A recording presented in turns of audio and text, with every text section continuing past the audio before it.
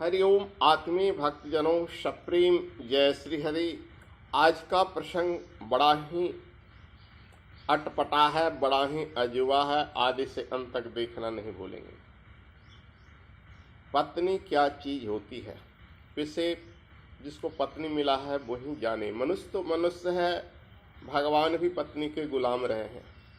आप पत्नी के लिए बिलखते रहे हैं, ऐसा कुछ दृष्टांत सबसे पहले रामायण से दे रहा हूँ। भगवान श्री राम की पत्नी जब सीता जी चोरी गई तो भगवान राम पेड़ पौधे पशु पक्षी सबसे पूछते हैं कि कोई मेरी सीता को देखा है, कोई मेरी सीता को देखा है। भला उस वक्त उनके पास ऐसी चेतना कहाँ रही कि क्या पत्ते पेड़ ये बताएंगे। लेकिन फिर भी पत्नी के प्रेम में भगवान राम कहते हैं, हे खग मृग हे मधुकर श्रेणी, तुम देखी सीता मृग नैनी। क्या कहते हैं, ध्यान से सुनिए। हे खग माने पक्षी, हे मृग यानी हिरन, हे मधुकर श्रेणी हे भमरे, तुमने क्या देखी सीता मृग नैनी, तुमने मेरी प्यारी सीता को देखा है। रोते बिलखते पेड़ पौधों से लिपटते हुए रोते हैं।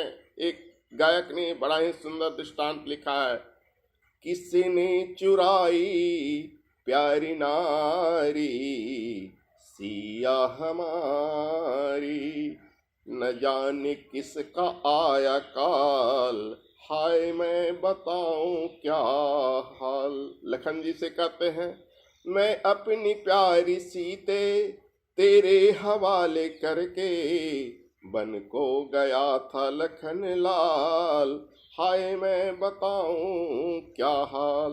रोते रोते ऐसा बोलते हैं। लक्ष्मण जी कहते हैं, लक्ष्मण लक्ष्मण सुन करके बोली थी सीता मैया, जाओ देखो रोते हैं तेरे भैया, न जाने आया कैसा काल, हाय मैं बताऊं क्या हाल।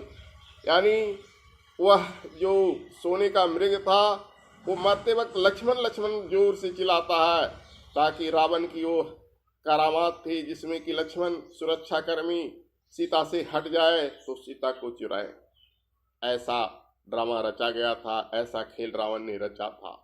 प्रस्तुत यहाँ बताने का है कि भगवान राम विष्णु के अवतार अपनी पत्नी के लिए रोते हैं। वहीं अगले जन्म में वही भगवान विष्णु श्री कृष्ण के रूप में पत्नी के पैरों में महावर लगाते हैं। महावर हर स्त्रियां लगाती है, वो राधा के पैरों में महावर लगाते हैं, हाथों में मेहंदी रचाते हैं, यहाँ तक कि चूड़ियां बेचने के लिए गली गली भटकते हैं, राधा को चूड़ियां पहनाते हैं। ये हाल विष्णु जी का अगले जन्म में द्वापर जन्म में हुआ। तो ऐसे पत्नी प्रेमी नारायण भी थे। नारायण ही नहीं, ब्रह्मा विष्णु महेश त्रिदेवों में की पत्नी प्रेम क्या कथा क्या है। एक बार तीनों के पत्नियां हठ करने लगी कि धरती पर जाकर देखो, हम लोग से ज्यादा पतिव्रता है अनुसुईया, उसकी पतिव्रता धर्म को भंग कर दो। तो जानते हैं सभी लोग कि ब्रह्मा विष्णु महेश ऋषि का रूप धारण करके अनुसुईया के पास आए, अनुसुईया के सतित्व भंग करने के लिए, लेकिन उन्हें महंगा पड़ा। अनुसुईया ने तीनों को बालक बना दिया। तो ऐसा त्रिदेवों की पत्नी प्रेम। तो आज का मनुष्य अगर पत्नी के पीछे पागल है तो क्या है, जब भगवान भी उसके पीछे मनुष्य बन गए। कभी पशु पक्षियों से पूछे। इतना ही नहीं, कैलाशपति भगवान शिव शंकर जो हमेशा तपस्या में लीन रहते थे, समाधि में लीन रहते थे, माता पार्वती ने जिद किया कि मुझे सोने का महल बनवा दो। क्या मैं भांग पीसते पीसते हमेशा यही पत्थरों पर सोऊंगी, यही पत्थरों पर रहूंगी। भोलेनाथ तुम सभी पर कृपा करते हो, जितने धरतीवासी हैं उनके मनोकामना पूर्ण करते हो, मेरी क्यों नहीं करते हो। माता की जिद पर भगवान भोलेनाथ ने पार्वती के लिए लंका जैसा स्वर्ण नगरी बनाया, लेकिन माता के तकदीर में नहीं लिखा हुआ था, इसलिए उसे ब्राह्मणों ने छल से दान में मांग लिया।